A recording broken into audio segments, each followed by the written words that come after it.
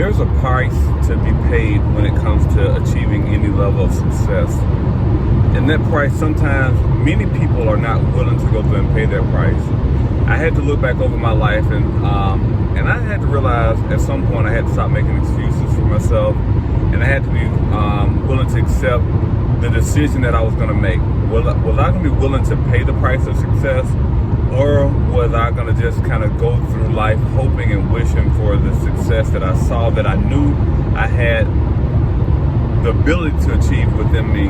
Or was I just going to go through and sit on the sideline and just say, you know what, hey, I hope, I wish one day I can. But I can distinctly remember being a young child and just growing up in a large family and just knowing what unmet needs meant. I can remember plenty of times just growing up. I have an amazing mother, and I just can remember her going to work and just going through and trying to provide the best way that she can. She was an educator. Side note, educators should definitely get paid way more money than what they're getting paid, because she was a dynamic educator. She did so much more. She went above and beyond for the school systems that she was involved with or employed by. But I just remember just having those needs unmet. And the needs were not always financial, but having her available to just be there for us, because she was a single mother and with 6 children, and we understood that she had to go to work because that's how she provided for us. That's how we had food on the table. That's how we had the lights on and the water on and the clothes and the other supplies that we needed, extracurricular activities. But one of the needs that I look back on now is a need of actually just the presence, the need of actually just being there. And unfortunately, that was a need that was a deficit in. But I realized that then that I wanted to do something in the future that I would not have to go through and actually dedicate all of my time that I wouldn't have with my family, because I realized that family is definitely important. Before money, before all these other outlandish goals and accomplishments or things you want to buy, etc., comes family. And so I realized that that's something that I did not want to pass on to my children, was the need of having their parents or their father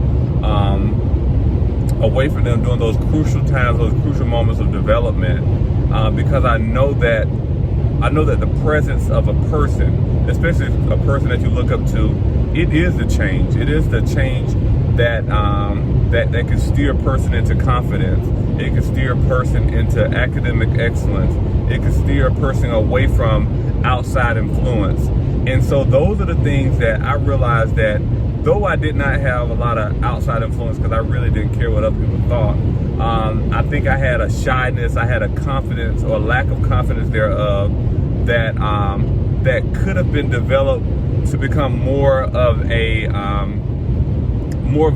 person that was more confident in the things that I had the ability to do. I think my grades, my lack of social connections actually suffered from my lack of confidence and my shyness as well.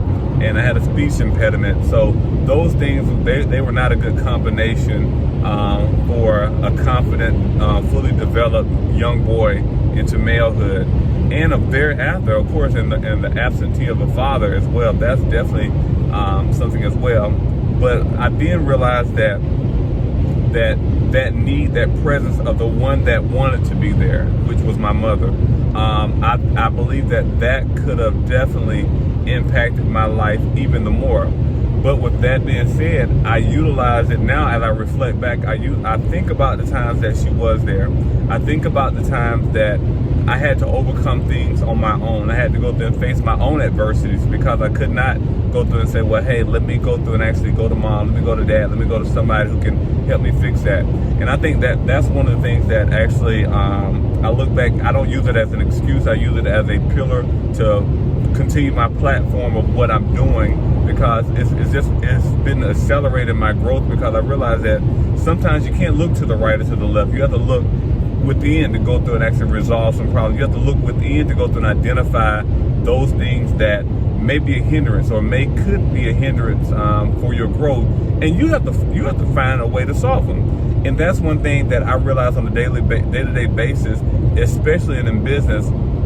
I can't go through and make an excuse saying that, okay, well, hey, this person's not there, or hey, this person failed me on this project. I always look from within to say, okay, well, hey, Faris, what can you do? What can you do to go through and make sure that you win, that your organization wins, that your team wins? And that's the persona and that's the mindset that I always have had in business. And I think it's because of knowing that there was a deficit early on in life and having to look from within to go through and resolve and solve some of those issues that I had. I think that's one of the key things that I use right now in business to go through and continue to push forward at an aggressive pace, because I realize that if I can overcome shyness, if I can overcome a speech impediment, if I can overcome those insecurities that I have had in the past, I know I can overcome these little problems. I know I can overcome an operational issue or a financial issue or an issue where individuals may need to be led to a higher level. I know I can overcome that. And that's one thing I want to share with you as I document my journey is you can overcome issues. You can overcome circumstances. You can achieve those great things if you want to. And a lot of times you don't look from the outside for the solution. Look from within, and there your solution and your resolution will lie.